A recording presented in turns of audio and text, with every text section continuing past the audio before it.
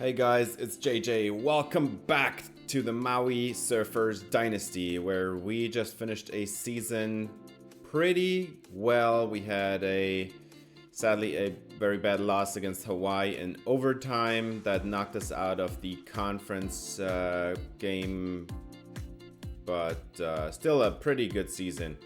And overall, I'm very happy about the progress we've made with this team from season 1, and we're trying to up it this time. As you can see all the awards. We had number 2 on Lloyd Morgan there for the Heisman, but yeah, we had a quarterback beat us. And then for the best defensive player, we have had actually 3 players make it here. And Daniel Garcia, he won it. Daniel Field got 4th, and Jerry Davis in 5th. Our D-line really showed up, and I hope we can continue this. We have a few really good players, but Field is definitely going to leave us. He's a senior. And then for corner, we have also best defensive back. We win it with Nick Candelaria. He's catching so many interceptions, I actually kind of can't believe it. Then DB Steele got in 4th, who, yeah, he's also going to be leaving because he's also a senior.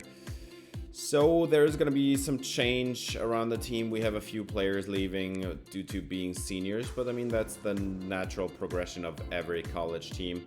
Best receiver obviously goes to Lloyd Morgan. He had more than 2,200 yards in 13 games. Absolutely ridiculous numbers.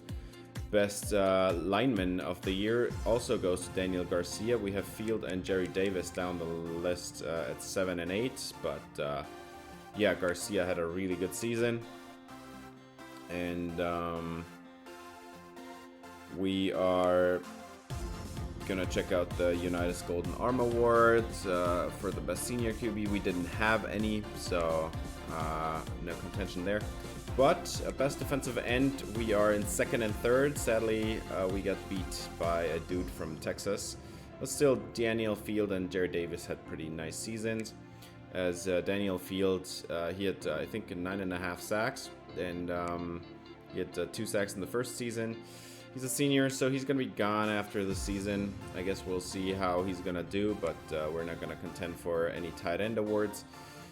The Broyles Awards, we didn't win anything there because we didn't win enough games. Best linebacker, John Richardson, makes it in 4th. He had also had a great season, and he's also going to be gone because he's a senior. But yeah, and then we have Thomas Goodrow in 2nd place for the Luke Rosa Award. Sadly, didn't win that one either. For punter, yeah, we didn't punt it a lot. We had the pretty stellar offense, so there's not the yardage there to compete there. And we didn't have any good returners, but yeah, let's take a look at the All-Americans. Lloyd Morgan makes it to the first team, the first national team. Cade Klubnik is the quarterback. Jordan James, G.J. Giddens are the running backs. And then we can also see, apart from Gerald Williams and Lloyd Morgan, Royal Gray made it. Our top receiver from year 1. He went to SMU and he had a pretty good season. He did make it in there as well. And then a bunch of O-linemen that I don't recognize, apart from that right tackle, because we faced him in the bowl game. No linebackers, no corners, no safeties. Nothing crazy down the list, but let's check out the second team. Maybe we've got somebody there, although I kind of doubt it, but I guess we'll see. Oh yeah, we did. We have, oh, by the way, here, running back Landon Sims. He did get to 1,500 yards, I think, in the end, as Hawaii played in the playoffs as well. So they had even one more game than us because they also played in the conference championship game. And then Roberto Miranda wins it at tight end, or his second team tight end. We faced him in the bowl game. He did catch a few passes, and then both our tackles make it.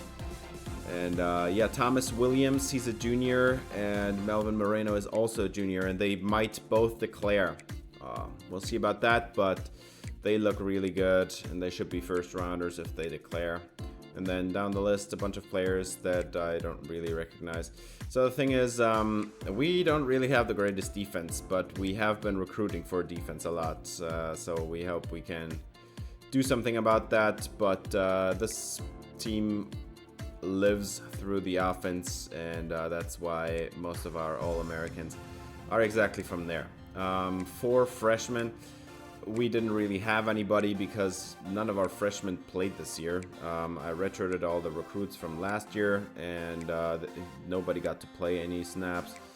And then for the redshirt freshmen on the team, a bunch of them transferred out, and there was just nobody on the team that was starting. So that's why we don't have any freshmen on this All-American list. Now let's check out the lists for the Mountain West Conference. Should be on there a bunch. First team, oh yes, there is a bunch of players. Landon Sims obviously makes it for Hawaii. And then Lloyd Morgan makes it as receiver, but also Richard Shannon, who also played for us last year, and he transferred away to Hawaii. We faced him in week 12. That was an awesome game. He caught a few passes.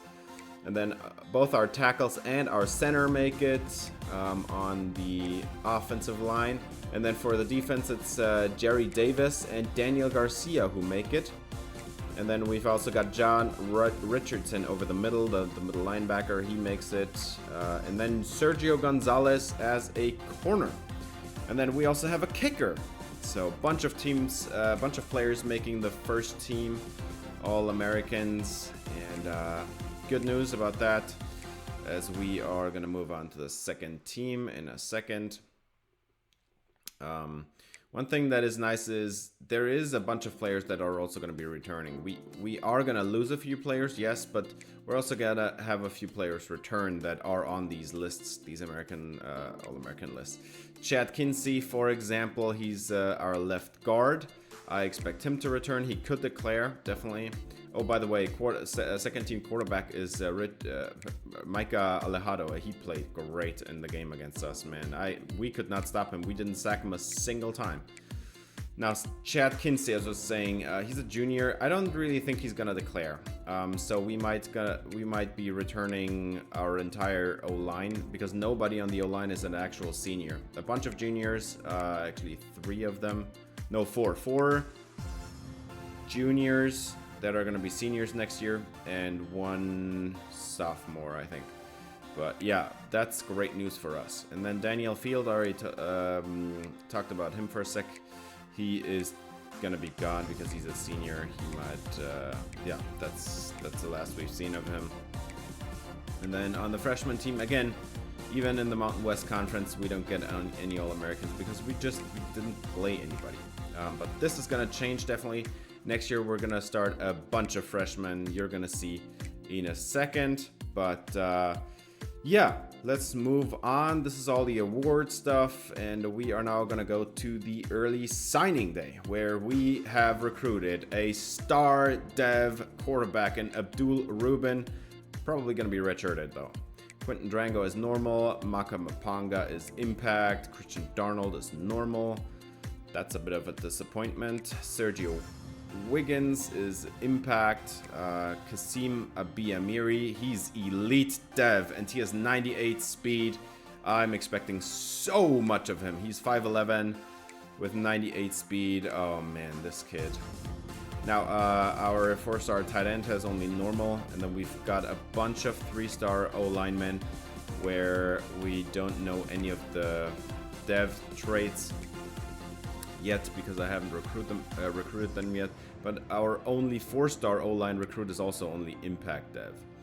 We lost a couple players to other teams in the recruiting battles, and they are also nothing special. And then we have a 4-star defensive tackle that's also only an impact dev player.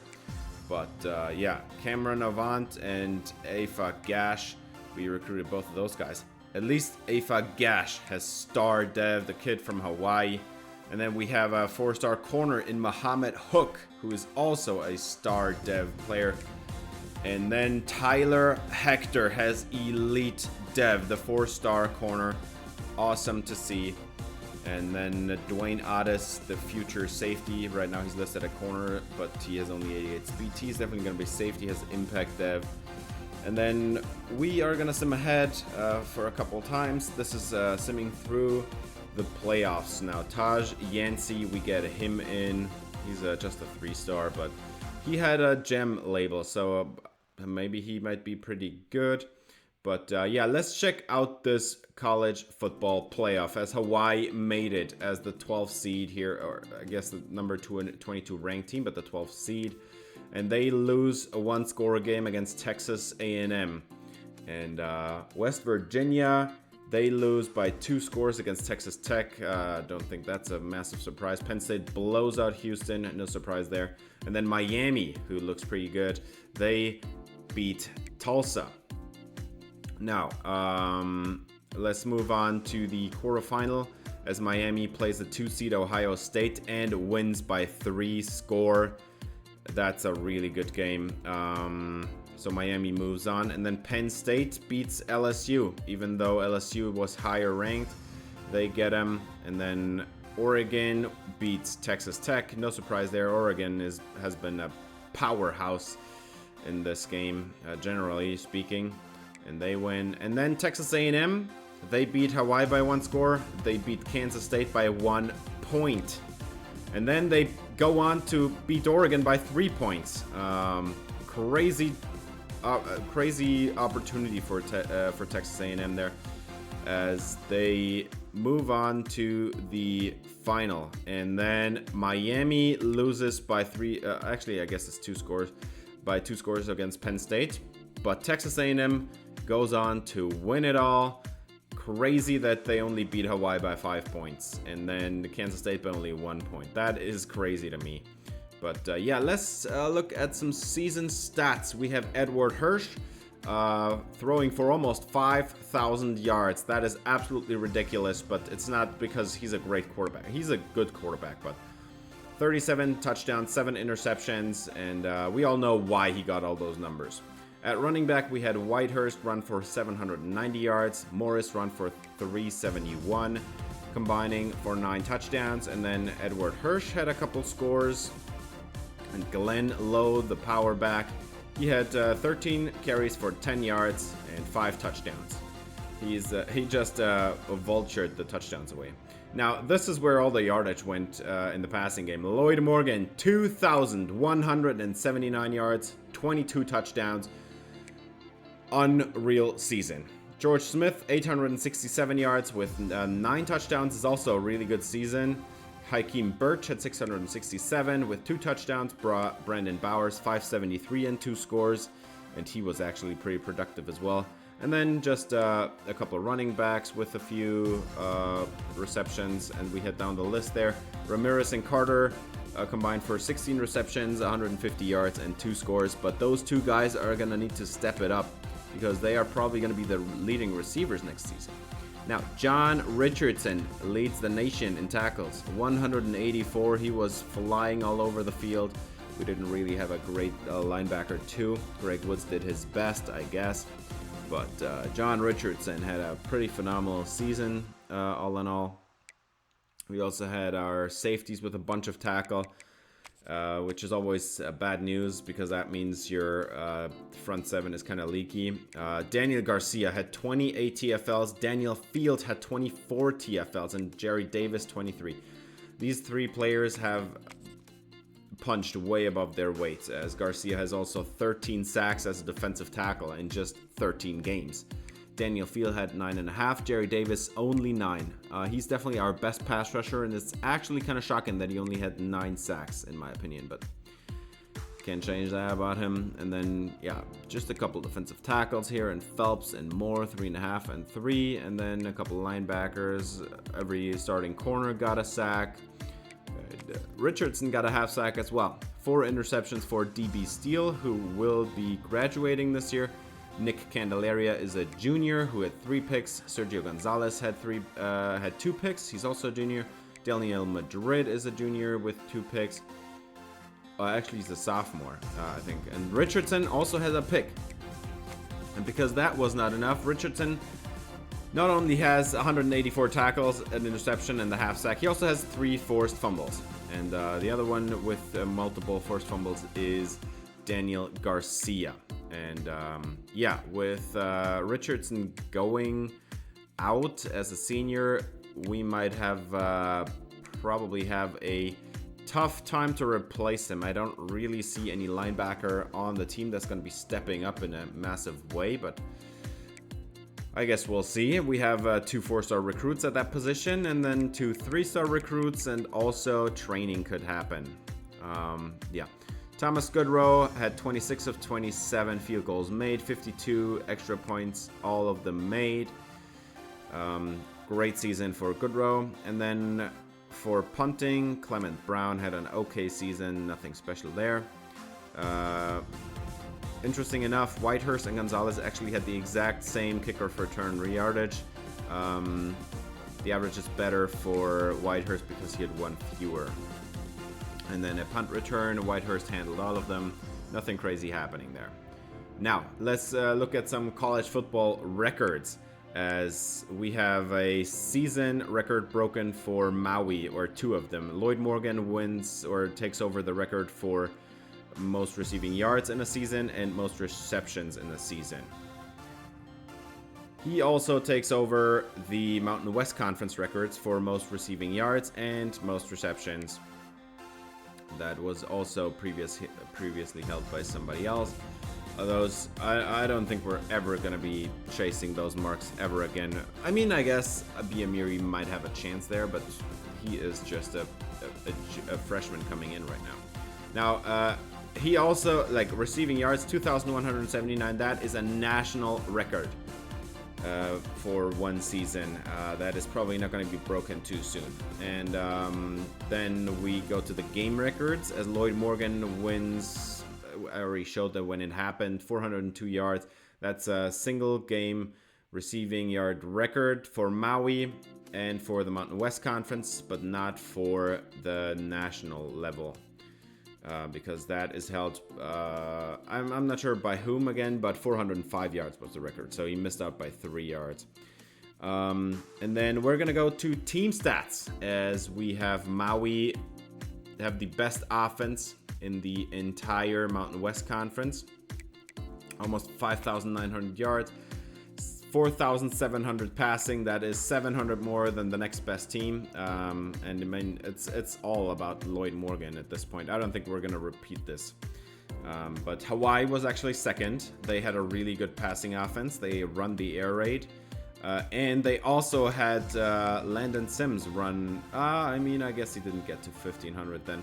But Maui had one of the better rushing attacks still, although it's not great. Also, we played one more game than most of these teams, so yeah.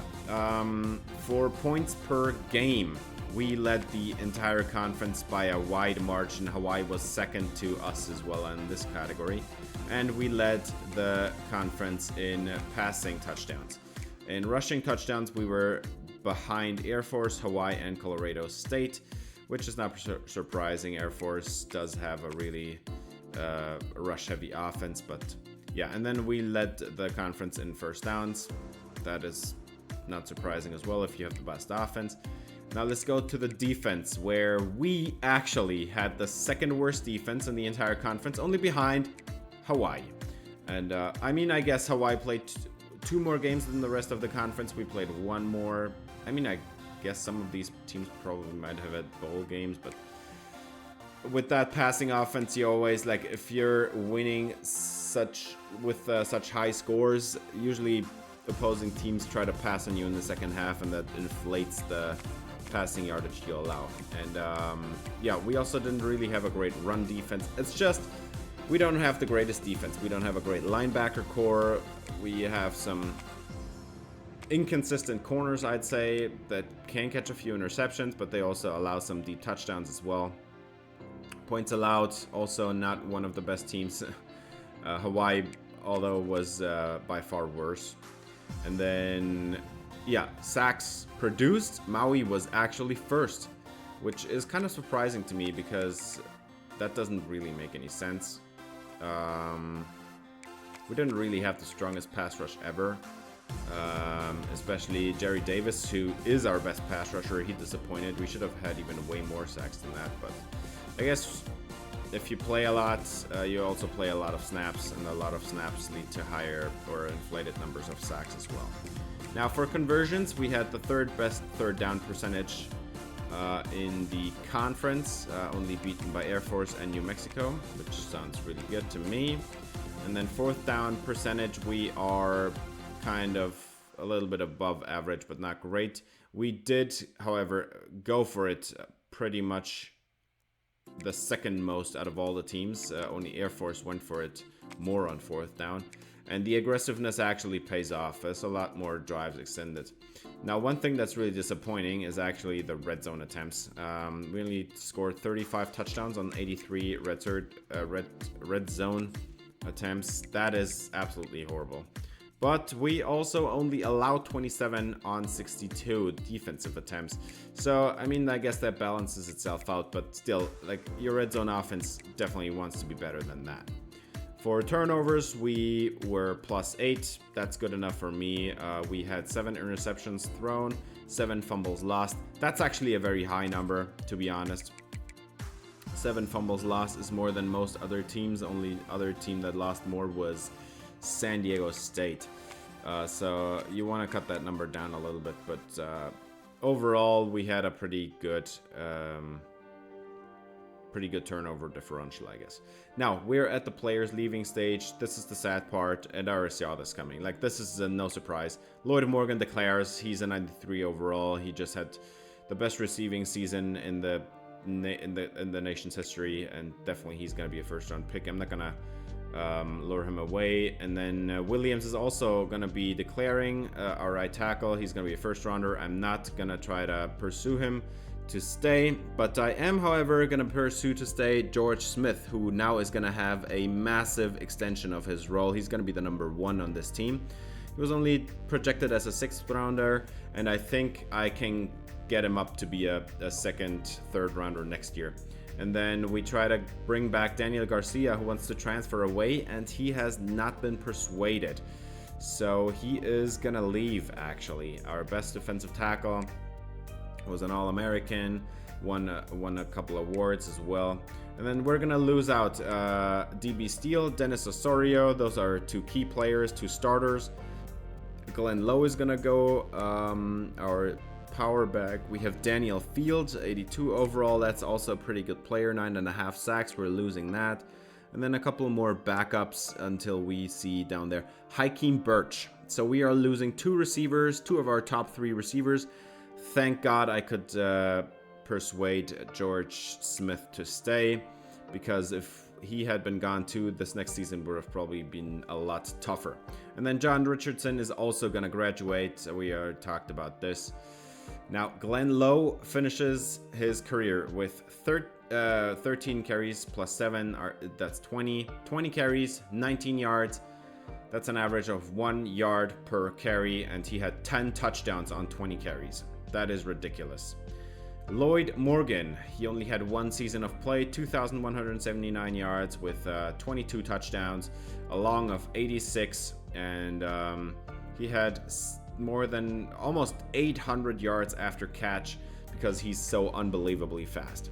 Hakeem Birch is also going to be done, and he is going to leave with, I think that's exactly 999 yards. Couldn't get him to 1,000. Shouldn't have dropped it that much in his first season. And yeah, that's our receivers that we lose. Then we lose a tackle here, Thomas Williams. He only allowed 1 sack each season. Pretty good. He's gonna do well in the NFL as a projected first rounder. Daniel Field is also gonna leave. He's gonna finish his career with 12 sacks, 32 TFLs, no interceptions, 1 forced fumble. Pretty solid career, I guess. Especially this last year, 9.5 sacks is pretty good. Daniel Garcia, he's gonna transfer away, so we're gonna lose him. And with him, we're losing 13 sacks and 28 TFLs. In total, he had 18.5 sacks and 40 TFLs with 2 forced fumbles and 1 fumble recovered. With John Richardson, we're gonna lose a combined 299 tackles, 29 TFLs, 1.5 sacks, 4 interceptions, 10 deflections, 4 forced fumbles, and yeah, just an overall good linebacker. Now, DB Steele, he's gonna be done as well. He had the most picks this year, 4 interceptions. He also had a sack, and he had 9 deflections, a forced fumble, and a recovery as well. Now we're gonna move on from players leaving. We have a commit here. It's Miguel Ferreira. He's gonna be a defensive tackle, a 3-star out of Texas, and nothing sad to be about here. Jeff Peter, he's a 3-star safety that I did not scout. No idea how good or bad he is. He's out of Lancaster, California. And I think we have a couple more commits. No, this is actually the draft results stage, where Lloyd Morgan and Thomas Williams both drafted in the first round. No surprise there. Had great seasons, both of them. And they're gonna be missed, but at least we retain the rest of the O-line. There were 2 more offensive linemen that definitely could have, actually 3. There were 3 more offensive linemen that could have all declared, and they didn't, thank God. Now, we're gonna also get a guard in here, Carl Lamb out of Rocklin, California. A bunch of players from California on this team. And then we get Jawan Alba out of Biloxi, Mississippi, a defensive tackle. 1 more, we need those. We also get Sam Office out of Honolulu, Hawaii. So an actual Hawaiian, finally, but from Oahu, not from Maui. And he's gonna commit here. We got another guard in the building, and then we get a linebacker, Quincy Muamba, Opelika, Alabama. He looks pretty good as well. He had the gem label. Pretty excited about getting him in here. And then Stanley Ferris, he also had the gem label. He's a middle linebacker out of Olive Branch, Mississippi. So that's already 2 players from Mississippi. I recruited all over the country. And then Casey Heflin, a safety out of Pearland, Texas, is going to commit to this team as well. And I think that's it. We're here at National Signing Day. And we already talked about this. Abdul Rubin has star dev. He looks great. The couple of running backs don't really look like anything special, but good enough. Kind of just need to fill the roster at running back. We have signed or gotten 3 4-star receivers, however. Most of this excited am I definitely about Kasim Abiyamiri. But Yancey and Cave are also going to be there. And then we have a tight end with normal dev. Pretty disappointing there. We got a tackle here, Wade Ness with star dev. That is pretty exciting. We got a guard, Carl Lamb. He has also star dev. Another guard has impact. Here another guard, Sam Office. He has star dev. That's also pretty good. And a couple centers, none of which is super excited, but Paul Jen looks pretty good actually. And yeah, then we got a couple defensive ends, Gerard Stokely and Maka Halapio, both of them with mediocre dev traits. Defensive tackle Emilio School has impact, just as Ferreira has, and Alba has normal. Avant and Gash have impact and star. We already talked about that. Mwamba has impact. Ferris has impact. And yeah, our corners all look ridiculously good. Hook, Officer, and Hector all look great.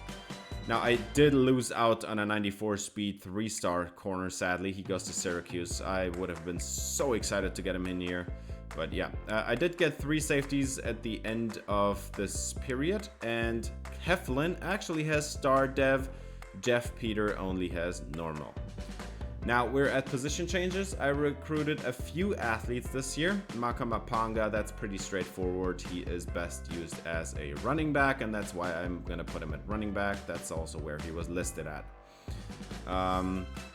Quincy Muamba was listed at linebacker, and that's what he is, so I'm going to put him there. He's a linebacker, definitely. Now,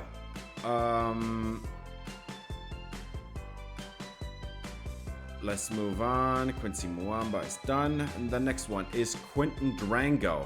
He should be actually a pretty good tight end or linebacker as well, but I looked at the positions. We don't really need him there, and his ratings are actually better at running back. Like his individual ratings look better at running back. I don't think he's going to be a good linebacker. Stanley Ferris, however, he does look like a real linebacker. And his coverage is actually good enough to play linebacker as well, even though he would be a good pass rusher as well. I think he's going to be more valuable at linebacker, so that's why I'm putting him there. And then Christian Darnold, he looks to be a DB as well as a corner, as a wide receiver. He was listed at wide receiver, and we definitely need some receivers getting in here because we just lost a couple of going out, and that's why I'm putting him at a receiver. He just doesn't really have what it takes to be a corner, I feel like, and he doesn't have the tackling rating to be a safety either. So he's going to be a receiver. And then Manuel Comella, that's kind of the same thing. He doesn't really have the ratings to play linebacker or safety. That's why I'm going to put him at tight end where I recruited him. And then Jeff Peter, that's a player that was not an athlete. He was a strong safety, but he's actually big enough and his ratings are good enough to be a linebacker. His speed, however, is not good enough to be a safety. So that's why I'm putting him at linebacker, even though his overall there is lower. I feel like he has a better chance of playing at linebacker. I'm not going to put him out there at safety with 84 speed. Dwayne Otis was a corner I recruited. I put him at safety. I already talked about this a bunch when I recruited him.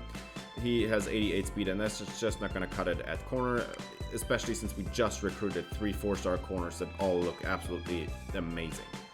Now, this is training results. Edward Hirsch and Benjamin Phillips really didn't go up by a lot. Garrison Bukele actually did go up by a few points, which is exciting, but not exciting enough to be starting him this season. It's still Edward Hirsch's place to play. Terry McKinnon is also going up by a few points. Also not good enough to play yet, but yeah. And then we have Fido Luwani, a true freshman from last year as well, just like Bukele and McKinnon. He didn't really develop a whole lot, and his athleticism is just overall disappointing. His throw power is capped at 87, so he's a prime cut candidate. At running back, Whitehurst just went up a few overall points from, I think, 83 or something. That's pretty good. And Morris was also like at 82, 83, and he's now an 86. So we have our 2 top running backs still playing. They're going to return for this year as well. And they are both juniors this year. So there is also no reason to get disappointed at their being a senior or anything. So they're still going to play this year and probably next year as well, unless they declare early. I'm not going to be persuading running backs to stay if they want to go declare early, because 7th round running back is still better than playing one more year in college. Fullbacks didn't really go up a lot, but a little bit. At receiver, we have a massive winner. I think George Smith went up by like 7 or 8 overall with a 92 speed, 92 XL. You will see his ratings later, but he looks absolutely amazing. Terry Carter and Roger Ramirez both went up by a few overall points as well. They're going to be number 2 and 3, just like JJ Easy. Recruited him last year, one of 2 4-star players, and he looks pretty in the first year. I recruited him in the first year, and he looked looks pretty good now. So he's definitely going to play as well. The rest of the depth chart not as special, I'd say. But JJ Easy, Roger Ramirez, Terry Carter, you're going to see a lot of them, all of them.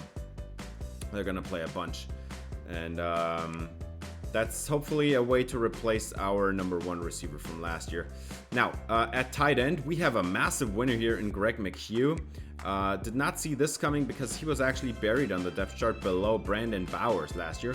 But Bowers didn't really develop in the offseason, and Bowers only has 72 speed.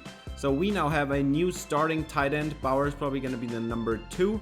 And Sony Bandy, a 3-star gem recruit from the first year, he developed as well. Pretty good, 76 overall now. He looks pretty solid. Definitely going to be putting him out on the field as well, I think.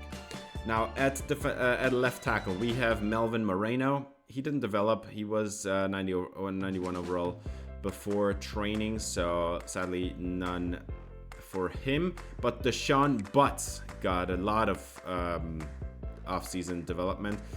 He was a 69 or something, and now he's a 77. So I think with one more off-season boost, I think he's going to be ready to play next year. At left guard, Chad Kinsey, he's going to be a senior. He's going to be leaving this year, just like left tackle Melvin Moreno. He looks pretty good. But also, both our backup guards developed pretty nicely, and maybe one of them can take over next year.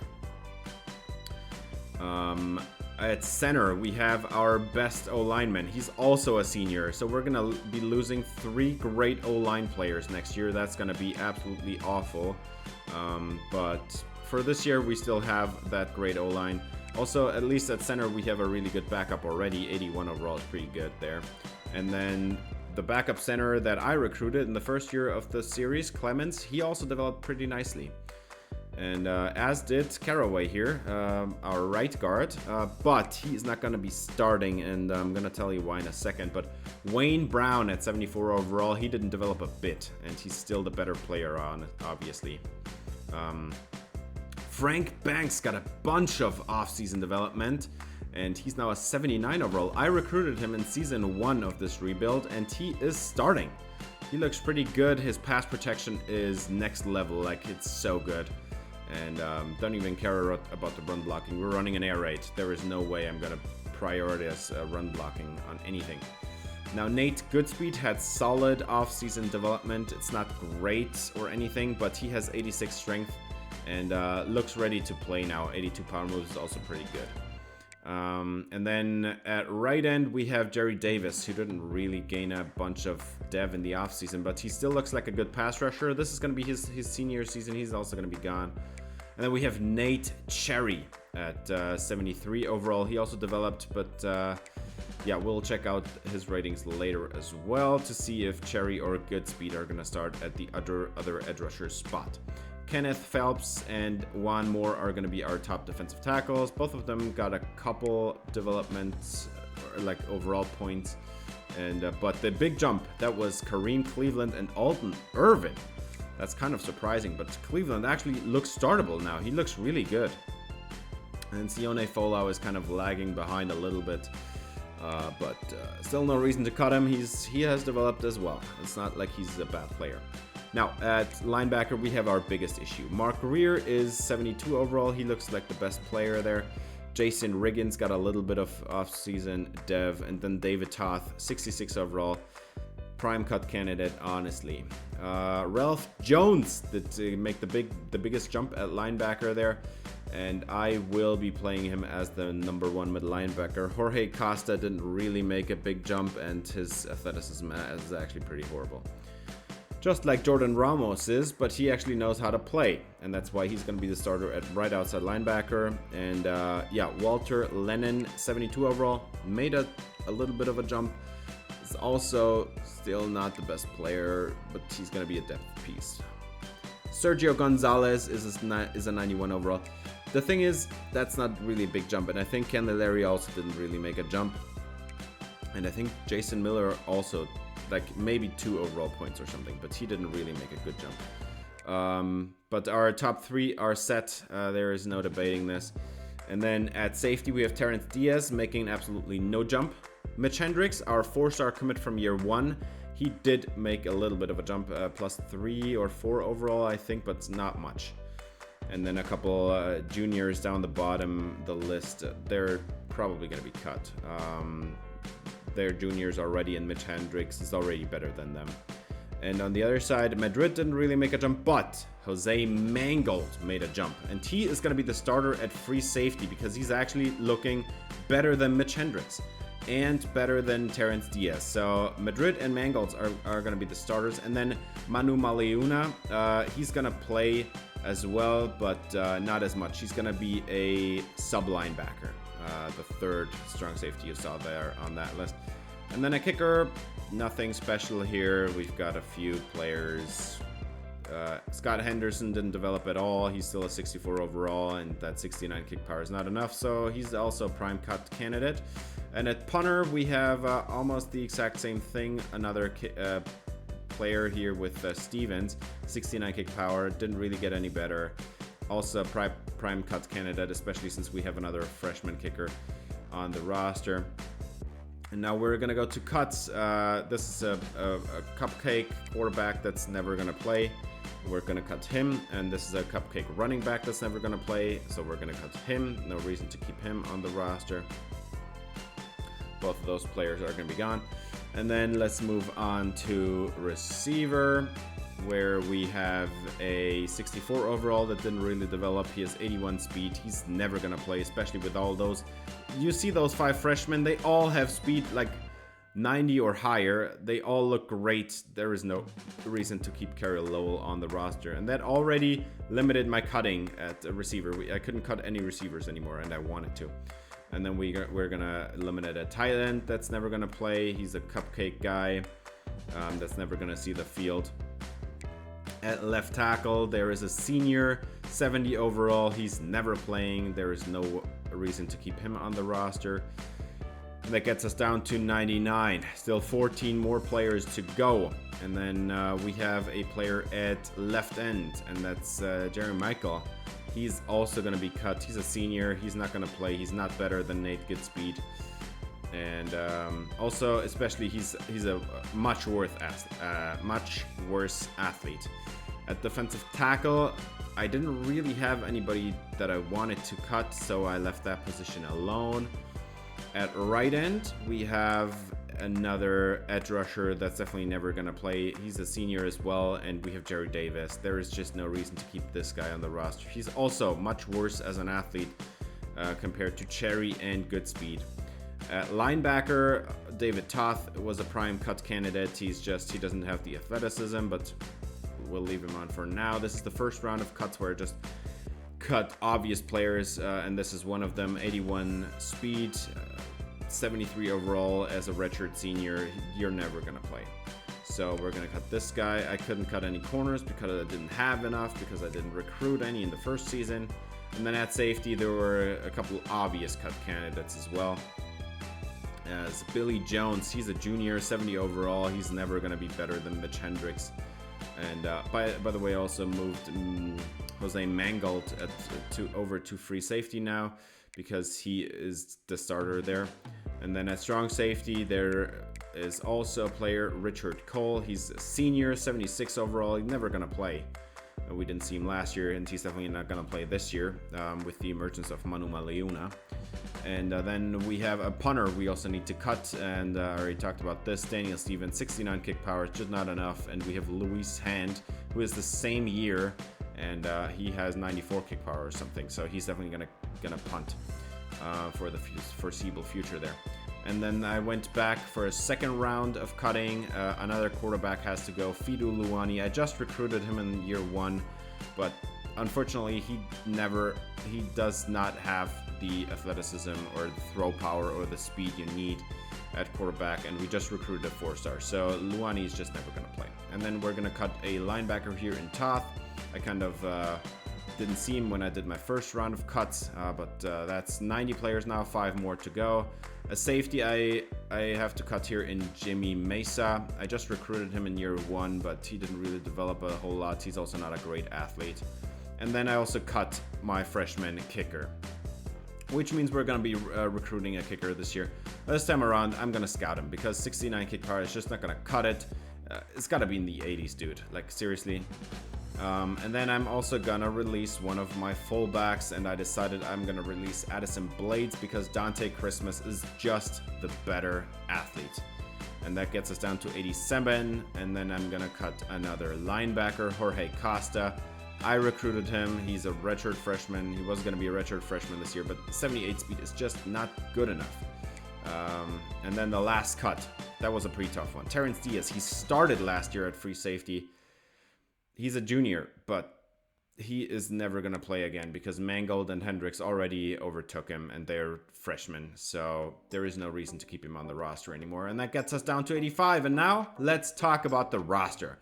Starting quarterback this year is again going to be Edward Hirsch. He does not have the best accuracies. They're pretty decent. And he has 92 throw power. And Benjamin Phillips definitely is better in those both regards. But everything else, he is just so absolutely awful in. Hirsch has a little bit of speed, and he is a very balanced quarterback. He doesn't really have any weakness. But Benjamin Phillips, he has the better arm. He has the better accuracies. You can just compare for yourself. He's in the high 80s/90s, and he has 96 throw power. But that IQ, though, and just the play action, the awareness ratings, they're just so much lower. The break sack ability is also better with the other guy, and he has 69 speed. You're never going to escape a sack there with Phillips. So we're definitely going to play Edward Hirsch this year.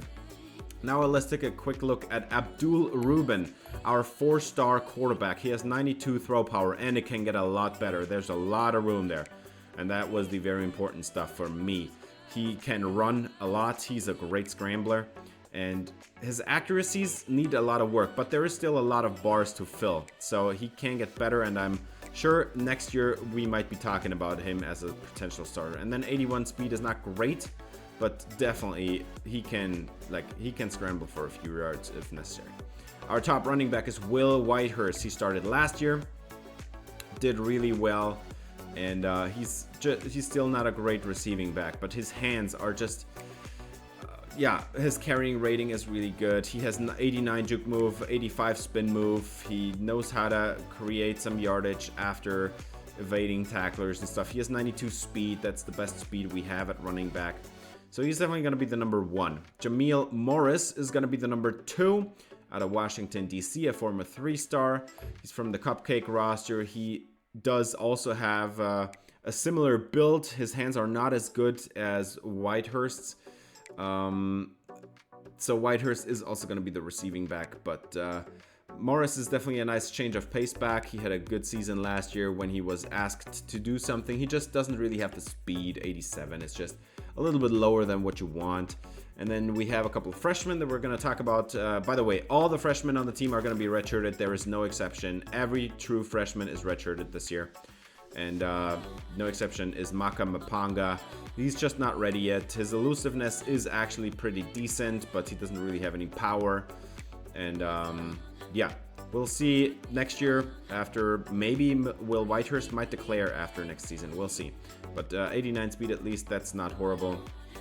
And then I apparently forgot completely about Quinton Drango, who looks pretty similar to Mapanga, honestly.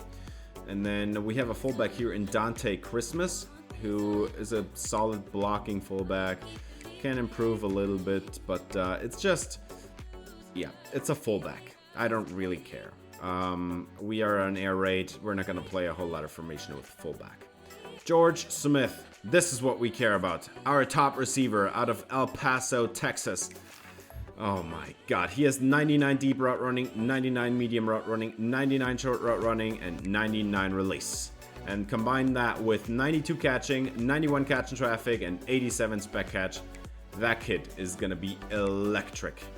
And he's not even slow. He's 92 speed. It looks slow in comparison to Lloyd Morgan, but we are not going to have Lloyd Morgan next year or this year. So George Smith, he is going to be the number 1 receiver. And then we have a slot receiver here in Terry Carter. He's very slim for a slot receiver, but he's very crafty as a route runner. His short and intermediate routes are great. He has really solid hands, and he also has a lot of speed, which over the middle of the field, that can be breakaway speed from linebackers. 96 speed. I will look forward to those slot fades for him. That's going to be great. Roger Ramirez is going to be our number 4 receiver. He is a solid route runner as well, but not as good as Terry Carter. His hands are really good, however, but he's just not a great route runner.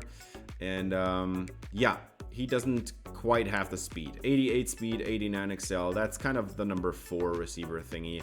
But it's good enough. Our number 3 receiver, our number 2 outside receiver is going to be J.J. Easy. I recruited him in year 1 of this rebuild. 4-star player out of Hanford, California. And he's still just developing, but his routes look actually pretty solid for a perimeter receiver. He has 95 release, which is very important at the line of scrimmage. His hands are really good. He has 91 speed. That's good enough for me. So he's going to be the number 2 on the outside, and then yeah, I mean, definitely everybody will see the field. Now, all of our true freshman receivers are going to be redshirted. That also includes Kasim Abiyamiri. I know 98 speed on the field would make a difference, but hear me out. He's just not ready as a pass catcher. He doesn't really have the greatest hands, and his routes are going to be sluggish, and he will just be on the field for the speed. And actually, George Smith and Terry Carter, they have more than enough speed to win in the Mountain West Conference. So Abiyamiri, he has to wait his turn as well. Just like Christian Darnold, 6'2", 193 out of San Marcos, California. He's also a 4-star receiver. The sad part about him is all his limitations. He looks like a big body outside receiver, and he definitely is. He has the good release. His hands can get a little bit better, but he's almost maxed out already. I'm not sure how much we're going to see of him, but 92 speed is actually pretty good. So if we lose, we will lose at least 2 receivers next year as well. He might be a starter, but he might not be because Sergio Wiggins has the better caps. He's not as capped. His routes can still get a lot better, but he's pretty small, and he has only 72 release, so that's also why he's not playing. And his hands are actually pretty terrible, so he has to develop a lot. And yeah, his quickness, he does have 95 speed. I will look forward to putting that on the field next year, but this year he's going to be redshirted. And then we have a couple 3-stars. Ezekiel Cave, he's 6'4", 210 out of Hawaii, actually.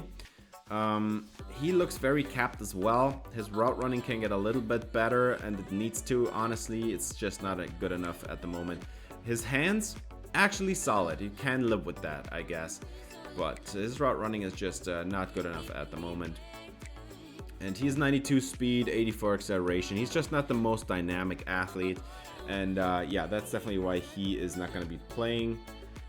And yeah, we also got Taj Yancey, 6'1", 212 out of Alabama. He looks like an outside receiver as well. For like just a build standpoint, he has the 78 release. That's definitely going to be a good thing. His hands are really good.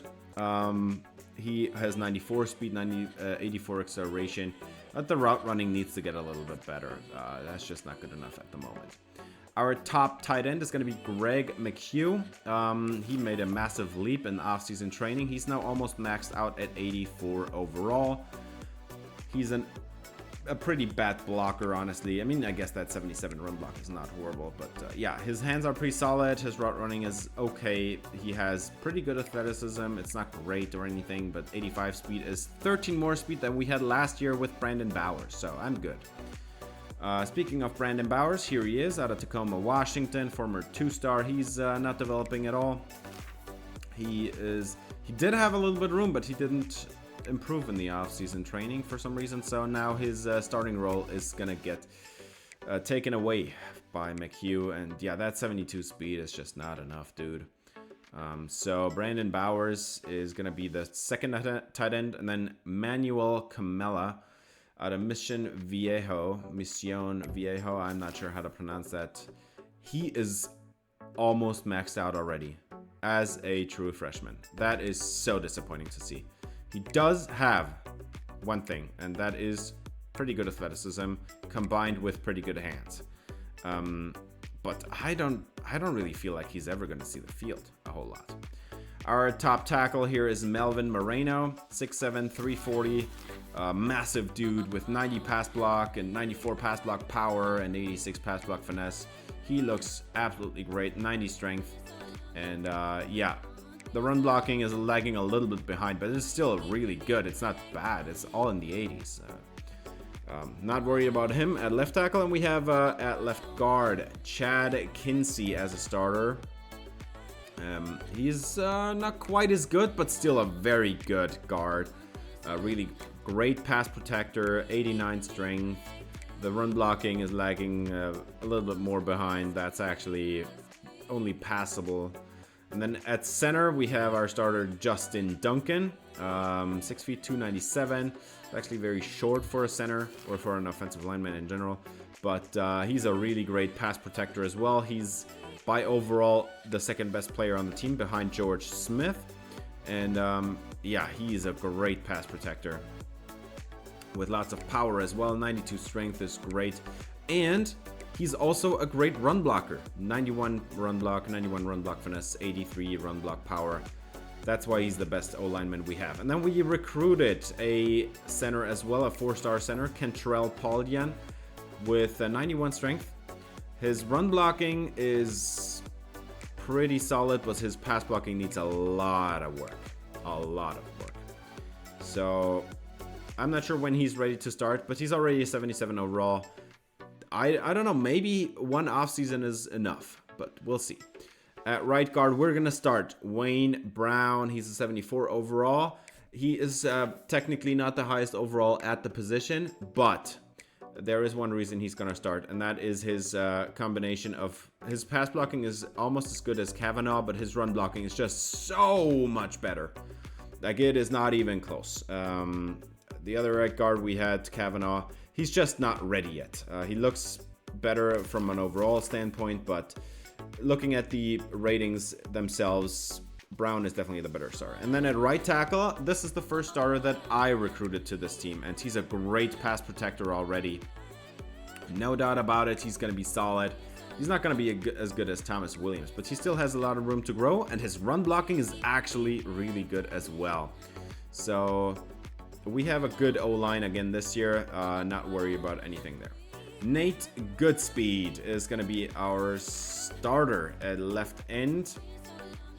Actually, I'm not sure. Hang on. I think the thing is, both of them are called Nate. No, Goodspeed is going to be a starter in nickel and dime.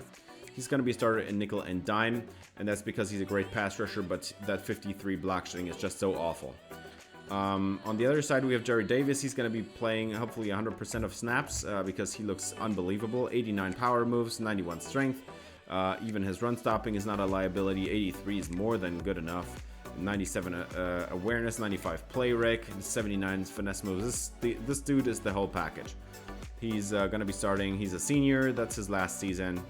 And I think I forgot to cut in Nate Cherry, who is going to be the starter at left end when we are in base personnel because he has the great block shedding. But Nate Cherry and Nate Goodspeed, the two edge rushers, they're kind of perfectly completing each other with their skill sets. Now we have at defensive tackle, our top star is Juan Moore. Great run stopper, 85 power moves. No doubt about it, he's going to be playing 100% of snaps. Kenneth Phelps is 6'5", 321. He's also a great run stopper, 79 power moves with 91 strength. And there is just not a whole lot to talk about here at defensive tackle, I'd say. 82 finesse moves is actually really good as well. 88 block shedding, however. So we definitely have our starters in 4-3 base. It's Moore and Phelps. And then in nickel personnel, Kareem Cleveland actually looks like the better pass rusher to me. He's almost the same overall. He has 85 finesse moves and 73 power moves, and he's a pretty good athlete as well. He doesn't really have the same strength, but he has a little bit more speed. So I think that's something that's pretty valuable as a rush D tackle. That's why I'm giving Kareem Cleveland the edge here. Now we also recruited a 4-star defensive tackle last season who's going to be redshirted this year as well. He's from Arizona. And he's not ready at all to play. He has 88 strength, and that's about the only good thing about him. He has 73 power, 73 block shedding, 64 power moves, 61 finesse moves. Not ready at all. But we'll see what the off-season dev is going to do to him, and we'll see next year if he's going to be ready to start. Now, at linebacker, we are going to start Mark Greer, a 72 overall at left outside linebacker. He is going to be a pure run stopper. His coverage is something to worry about, definitely. He's not going to be playing in coverage a lot because that man coverage is pretty awful. And even 75 zone coverage is not great either. And he's also 84 speed, not a great athlete. A good player that we recruited, he was just a 3-star. He's going to be redshirted this year, but Quincy Muamba actually looks pretty promising already. He does have the run stopping ability I look for at a linebacker. The coverage, 72 zone right off the bat, it's pretty solid, and he has some serious speed. 87 speed, 91 XL, looks really good. Our top linebacker is going to be Ralph Jones, 6 feet, 221 out of Seattle, Washington. Listen, we don't really have great linebacker play. We didn't have it last year. We're not going to have it this year either, but maybe next year with 2 4-star linebackers that I just acquired. Ralph Jones is going to be the next best thing we're going to have to a starting linebacker this year. And he has actually pretty decent coverage ability, especially that man coverage is so much better than most of the other linebackers on the team. Afa Gash, 6 feet, 238 out of Kapa'a, Hawaii. He looks great. I want to start him so badly, but that 65 man coverage, 75 zone coverage. The man coverage is just lagging so far behind. That's just not startable at the moment. And I say also his block shedding needs to get a little bit better. But if he has a solid offseason boost to his coverage, man, this kid is going to be wrecking game plans next year. And our starter at right outside linebacker is going to be Jordan Ramos, 5'11", 223. He's really small. He knows how to rush the passer as well. He would actually be a pretty solid pass rusher. But we need him at linebacker as well. And that is because his run stopping ability is pretty good and his man coverage is not horrible. His zone is like 78, 79 or something. He is going to be our number 2 linebacker behind Ralph Jones. So those two are going to be our starting linebackers next year. And then we have Greer as the 3rd linebacker in base personnel. I also recruited Cameron Avant last season, a 4-star pass coverage guy. And looking at him, hang on, I think that was the run stopper. Gash was the pass coverage guy. No matter. He looks like a great run stopper, but his pass coverage is just so awful. 81 speed is also not great, but at least he can improve it a little bit. We'll see. Our top corner is going to be Sergio Gonzalez, just like last year. 91 man coverage. His hands are really good as well. Like, he can catch anything if he needs to. That run stopping ability needs to improve a little bit, I guess. But the coverage, man, 90 zone coverage, 95 speed, that's just the whole package. And he's a senior, so he's definitely gonna be gone after the year and probably to the NFL. Nick Candelaria is gonna be our number 2 receiver on the outside this year. He played on the inside a lot last season, but he's gonna be playing on the outside because we lost DB Steele. 78 man coverage, really good press ability. That those hands look pretty solid, and 82 zone coverage looks pretty good to me. He also has 90 speed, which is enough to play on the outside in my opinion, but I guess we'll see. He's also a senior. He's also going to be gone after the season. So we have 3 redshirt 4-star corners that I recruited last year, and they all look amazing, man. 83 man, 80 press, all ready for Muhammad Hook. His hands need to get better a little bit, but that 68 zone coverage is not playable at the moment. He does have 97 speed, however. Like, he can catch up to anybody if he needs to. And I'm so excited about Muhammad Hook. Henry Officer, 5'10", 190 out of Harbor City, California. That kid looks also really good. He has 79 man coverage, 82 press. The hands look also not great. And again, this is another corner that looks amazing as a true freshman, but 66 zone coverage is just so bad. That's just not playable, even in the Mountain West Conference. So that's not gonna do it. And but he also great speed, 94 speed, 90 acceleration. That's more than enough, especially in our conference. We have our 3rd starter here in Jason Miller. He's technically a lower overall than those 2 4-star corners I just showed you, but he's just so much better all around. He has 81 man coverage. He had 87 catching, and I mean, look at the zone coverage. It's just so much better. 79 is so much more playable. It's still not great or anything, but he's going to be playing in the slot. His speed is just not made to keep up with the outside guys, but 89 speed should be enough in the slot. He also has a little bit of run stopping ability. So that's our top 3 corners this year. And our dime corner, I'll introduce him to you later. This is the guy that looks absolutely the best out of these 3 4-star corners. He has a 76 man coverage. His press lags a lot behind. But he is already a great tackler. That 67 zone coverage, man, Jesus Christ. All 3 of these corners are just so bad in zone. but he has 93 speed, and he has almost no cap limitations. The other two had a little bit of cap limitations, but this guy has almost none. He's going to be so unbelievably good. And then our starter at free safety is going to be Jose Mangold. I recruited him as a 3-star last year, or in the first year, and last year he was redshirted. He looks really promising. His coverage ability is pretty good. 90 speed, that's a little bit more than we had last year. So our secondary is a little bit faster this year, I think. And then we have Mitch Hendricks, a 4-star from the same class, who looks a little bit worse, honestly. He also developed a little bit in the offseason. His coverage ability is really good. His run stopping, not that much, but it's also not horrible. It's better than most of our corners. And that is why Mitch Hendricks is going to play dime corner this year. He's going to be on the field in dime. Over the middle of the field where he can do a little bit of damage. He has solid hands. Excited about him. Our starter at strong safety is going to be Daniel Madrid. He's the season starter there, I guess. He has the highest overall in our safety room. He has the good run support ability. He has good coverage. The only thing that he's lacking is speed. 86 is not great. And he's probably going to be replaced next year. I think he's going to be a senior this year anyway, so this might be his last year anyway.